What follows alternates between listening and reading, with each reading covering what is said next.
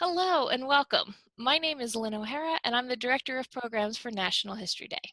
We are so excited to be returning to you this year with our Ask an NEH Expert web series. In the past, we focused on project types, but this year we're going to refocus and focus on skills that apply to all NHD students and all types of projects. So in this episode of the web series, we're going to focus on research process, specifically on validating sources. So to get things started, I'm going to turn things over to Jason Harshman from the National Endowment for the Humanities. Thank you, Jason. Hello, thank you, Lynn, and thank you to all of you for being part of this video series. I'm Jason Harshman in the Division of Education at the National Endowment for the Humanities. Since the 1970s, the NEH has been a leading funder and supporter for National History Day, including the development of free resources available at our K-12 website at Citement. Each year, the NEH awards a special prize for working with the historical newspaper database Chronicling America and top projects with an NEH-NHD Scholar Medal. It is our pleasure to once again partner with National History Day on the production of this Ask an NEH Expert video series. I'd like to welcome our featured speaker today, Leslie Hayes from the New York Historical Society, and tell you a little bit about her background. Leslie is the Director of Education at the New York Historical Society, where she provides administrative oversight for the Education Division and serves as a lead researcher and curriculum writer for the Women in the American Story website. Leslie has over 13 years of experience in the museum education and public history fields, with previous positions at the South Street Seaport Museum and Brooklyn Public Library. Leslie completed a bachelor's degree in history and English at Penn State University, a master's in history at Cambridge University, and a master's in public administration at New York University. Leslie is also an NEH grant recipient and will be co-leading a summer seminar for K-12 educators entitled American Women, American Citizens, 1920 to 1948. Thank you, Leslie, for being with us today. We're now ready to begin our discussion about validating sources, and so I will turn it over to my colleague, Lynn, from National History Day. Hi. Leslie, thank you so much. And students, I'm going to mention that she's also an NHD judge, so she's seen a lot of projects and knows what she's talking about. But I wanted to see if we could kind of start broadly and ask you the question of how do you approach the research process in your job? Sure. Well, thank you so much for allowing me to participate in this. I am not only a judge, but a huge fan of National History Day. I never got to participate in it as a student, but I always loved history. So I'll say this is super exciting for me. And I love research. So when it comes to approaching research, I suppose the honest answer is with excitement. But more importantly, my advice is with an open mind. I've learned over all the time that I've been doing this that you may think you know what you're going to find. You may come with a theory or a hypothesis or a perspective, whatever word you want to use there. But the reality is that's going to change at least once throughout that research process. And I think that that's very, very important to accept early on, that you don't know what you're going to find. And if you go with that open mind and you go with this thinking that I'm just going to see what the sources will tell me, you'll have so much more of an enjoyable experience. If you try to force the issue or force your perspective onto the sources, it's either going to be bad research or it's going to be a bad experience for you. You're not going to enjoy it. So I think that open mind piece is really important and really critical when you go into research at that first step. That's a really good point, because sometimes when we start out on a research project, we don't know what we don't know. Absolutely. And the more I study history, the more I learn there's way more that I don't know. Yes. That there is out there to learn. And I think we'll get into that a little bit more in some of these questions, but I can tell you I have a lot of personal experience with that. Excellent. Okay, well, let's start by talking about secondary sources. So a lot of times when students get started, they start with secondary sources. Can you talk a little bit about the role that they play in the research process? And also, when you find sources, how do you know as a researcher that what you're using is a valid source? Absolutely. I cannot stress enough how important secondary sources are. And I can tell you all the students, this is my personal Achilles heel. I want to jump to those primary sources. I've been doing this for a decade, and even still, I have to check myself and say how important those secondary sources are. See, I'm so excited to say primary, I say first. But those secondary texts are important, first of all, because there are a lot of historians out there that are already doing this work. You don't have the time or the ability to redo that research, nor should you. you have the opportunity to read what has already been written by experts in the field, and that is the best possible opportunity. So that's number one, is to learn from what experts have already done before you. The second thing is you need that background context and information so that you know what you're studying. As you just said, Lynn, sometimes you don't know what you don't know, and that secondary research is going to help you do that. The third thing is that background information helps you do a better job at the primary sources, because we all have been there. We've all seen a primary source, a photograph, an article, and we have so many questions about that. Well, why this person? Why in this context? Why are they doing that? And sometimes doing that extra secondary research will help you answer those questions even before you get to the primary sources. And the last thing I'll say is what I find is most gratifying is sometimes you discover great primary sources by reading those secondary texts. So you're reading about something, and right there in the article, right there in the chapter, it references a letter, a newspaper article. You flip to the middle of a great book you're reading, and there are a whole bunch of photographs that are going to be perfect for the research project you're doing. So instead of going right to the archives and combing through those catalogs, once again, there's a historian out there that's already done that work and is essentially making recommendations to you. So that's why it's important. In terms of how do you know something is valid, it can be tricky, but you want to start with things like who is the author? If you have a book, look into who that person is. Read their biography in the back of the book. Did they get their PhD? It's not required, but it's a good indicator that he or she is a trained historian. Look at where they work. Look at the other books that they have written. Look through the bibliography in the work cited. Is it lengthy? Is it robust? Just by looking at the number of pages that they're referencing, that can give you an idea of how much homework they themselves have done, how much background reading they've done in creating this. If you're using an online source, check out where it's from. Use the classic tool that your teachers recommend. Is it a .org? Is it a .edu? If it's a .com, where is it coming from? Who is writing it? When was it written? I can't tell you how important that date is. History is constantly changing. If you're reading something in the 1980s, there's a good chance a new historian has written something about it that's even more recent. And don't be afraid to ask for help. This is a great place to ask librarians, ask your teacher. They probably know the names of a lot of these authors and can give you advice on whether or not that's someone that's well respected in the field. My last piece of advice is get ideas for secondary sources from a secondary source that you know is a good one. So if you know you have a book by a great historian, look at their works cited list. Again, that's almost like their list of recommendations for you, and build a tree that way. It's not easy, but it's worth that extra work so that you're not reading a weak or inaccurate source. Absolutely. Okay, so how do you know when you start with that secondary source? Maybe you've read a couple articles, maybe you've read a chapter or two out of a book. How do you know when to shift to primary sources and how to focus that research so that when you only have so much time on your hands, you're really getting good primary sources? Yeah, absolutely. Again, first and foremost, resist the urge to jump too soon.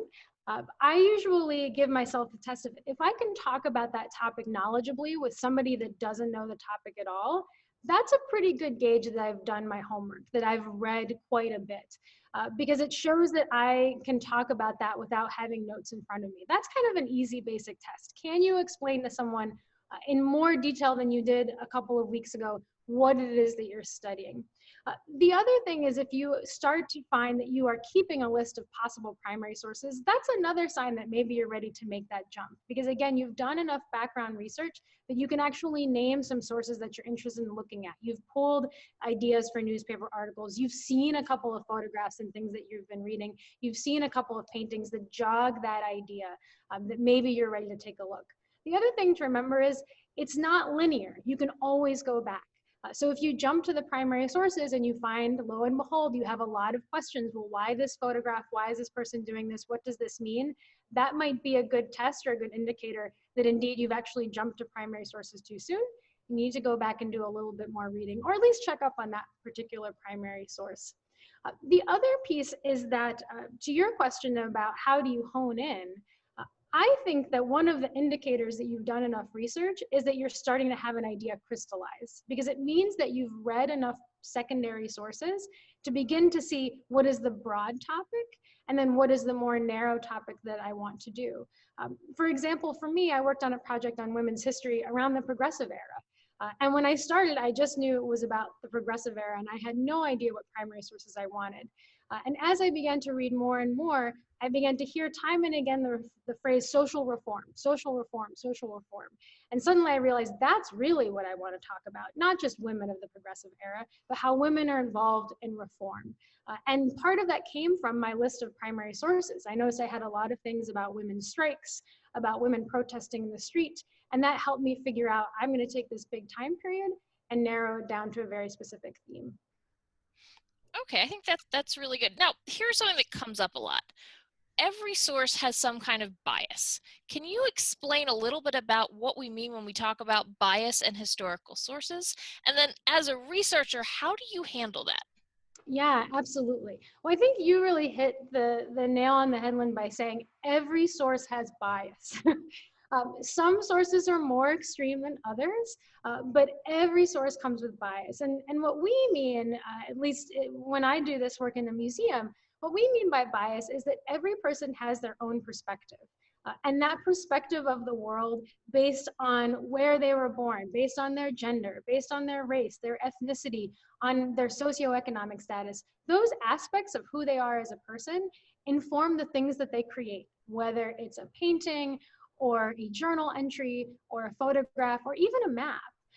There is a person is making choices about how that source is being made, and that then becomes bias. So how do we navigate or look for that? Again, this is why we try to drill home good research. You want to start with, where is this source coming from? Who is the creator? Who is the author? If there's any information that you can find out about that person. And sometimes that information is even available in the library catalog, or if you're pulling items from the Library of Congress website, for example, you look and see what information that archivist has provided for you, and begin to think about, what does that mean? I'll talk about an example a little bit later of research that I did with a newspaper article. And one of the things I had to figure out was that that newspaper article was written by a white man who was covering history about women of color. And so immediately I began to think about, what are the things that he understands about those women's perspective, and what are the things that maybe he doesn't understand, and how might that shape bias in what he is indeed creating. So you're never going to know exactly what that person's bias is. I think number one thing is to remember that there is bias in everything that you're looking at, and you need to take that into account. Well, I think that's important because in History Day, we talk a lot about multiple points of view, and it's important to explore and understand them, whether or not you ever agree with them. Absolutely. And I think that is truly important. And I highly recommend that students explore materials that represent not only a perspective that you don't agree with, but perhaps a perspective that you find really troubling. My favorite example is, again, I've done a lot of work around women's history, and I studied the suffrage movement. And some of the most valuable resources to my research were anti-suffrage materials, because I had to understand, what were these women up against, and what arguments were being used against them. And also I wanted to understand, why were women against this idea of suffrage? That's a valid idea. It's one that I don't agree with. It's one that I think is incorrect, but it doesn't mean that that's not something that we shouldn't consider. Absolutely. Well, let me ask a question. Sometimes when you do research, you actually find sources that have conflicting information, where one source says one thing and another source says something that's not just a little bit off, but could be completely different. So how do you handle that as a researcher when you have two very different views on the same person or same book or same event? Yeah.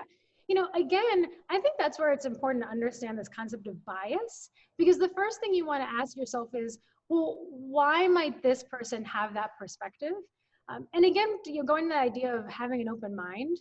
I usually go in assuming good intentions. I say, okay, maybe both of these people really in their heart of hearts believe that this is what happened. They saw this in this way, and why. And I think that's important, is to give validity to both sources, at least in the beginning. Give both of them credit and see how much you can pull apart. And then that will, over time, as you think about those biases, help you understand why those two are different, but why both of them might be valid and might be important. And again, this is also where secondary research is really critically important, because if nothing else, you can go and see, what are the experts in the field saying about these sources? Have they written about this particular issue? Are there any clues that they might give that will help me navigate these two sources? But I do think it's really important Not to assume that one is right and one is wrong, because it's very possible that both of them are right and both of them are wrong in their own ways. The same way that you and a friend both might account a different occurrence in different ways depending on what you saw in the room, and again, what biases we all have. I think that's really important, because I think we have to be open to different ideas and different perspectives, because history is written by humans and none of us are perfect, despite Yeah, what we may think at times. yeah. So let me kind of wrap this by asking you, can you talk about how this has come across in your research? How have you found yourself in a position of trying to validate sources or dealing with conflicting information? And how did you resolve it as the historian, which is really what we're asking our students to do? Yeah, absolutely. So I think an example that's a favorite of mine, again, picking up on women's history, I was doing some research and came across just a brief line in a book that I was reading about a time when it was in 1919, a group of Mexican American women decided to unionize in El Paso, Texas. I was like, this is awesome. This is cool. And the line said, this was the first time that we know of that this ever happened, that women of Mexican American heritage formed their own union. And I went looking for newspaper articles about this. And the only sources that I could find were actually quite negative and quite derogatory about this group of women, and actually claimed that what they were doing was wrong, was illegal, that they were lying about what was happening in these factories. And I couldn't find any evidence on the positive side. And so on face value, the easy assumption would be, well, maybe that line in that textbook was wrong. Maybe this is a red herring and these newspaper articles are right. But that's where that bias piece came in, right? And I began to ask myself, well, who wrote these newspaper articles? What is their perspective? What other articles are appearing in this newspaper? Is it possible that they have a really biased opinion against these women and there's actually something there? And lo and behold, the more I began to do that research, I began to develop a theory of maybe this is a very biased perspective on these articles, and actually these articles are telling me quite a bit. And it did require me to go back and look at what other historians were saying. And as I began to piece together this narrative, I did discover that this was incredible information. And that if I looked beyond the author's bias, I was learning something about how these women were able to unionize, how they were able to organize, and quite frankly, the kind of racism that they were trying to fight against. So in the end, I ended up using the newspaper articles, ended up including this particular incident. I had to acknowledge that there's very little information about it, but even that little bit of information was too exciting to let go. And I do think that's an important message for all of the students with History Day, is it doesn't require a lot. Sometimes that one newspaper article or those two newspaper articles can be enough to have a really juicy, a really exciting story. So don't feel like you need a million things, because for me, just two articles made all the difference and really made an awesome project. And I think too, personally, I think when you can take a national trend or an issue and you can apply it in your local community or connect a piece of history to your family's history, I think they make some of my favorite History Day projects, because they're very personal then to a student or a school or a community. So, Absolutely. Leslie, thank you so much. These are some really great tips that will definitely help our students and teachers as our students are working on their National History Day projects. So to wrap things, I want to turn things back to Jason Harshman from the NEH. Thanks so much. Thank you, Lynn. And Leslie, again, thank you very much for your time and expertise and such great advice.